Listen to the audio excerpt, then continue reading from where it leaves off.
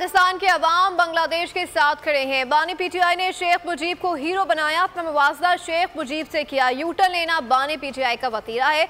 अब एक जमात को शेख मुजीब से मुतालिक अपना बयानिया बदलने की जरूरत है। वफाकी वज़ीर इत्तलात अता तारड़ की न्यूज़ कॉन्फ्रेंस कहा कि इलेक्शन एक्ट तरमीमी बिल को कसरत राय से मंजूर किया गया।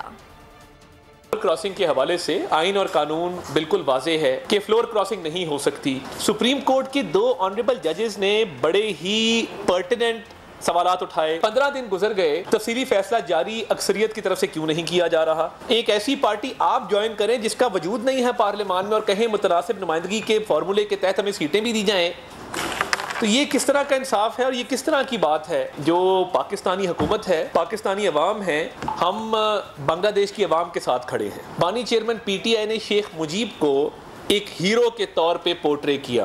अब जब शेख मुजीब के मुजस्मे वहां पे गिराए गए हैं तो अब वो कहते हैं कि जी ये देखें अवाम ने क्या किया। और कल बैरिस्टर गौहर साहब बात कर रहे थे कि शहबाज शरीफ साहब कुछ सीखें हसीना वाजिद से। भाई साहब, एक स्टैचू गिरने से आपने अपना ईमान बदल लिया। अब खड़े हो ना, कहें, लगाएं पोस्टें, बनाएं वीडियोस के जी हम शेख मुजीब और हम शेख मुजीब के साथ हैं।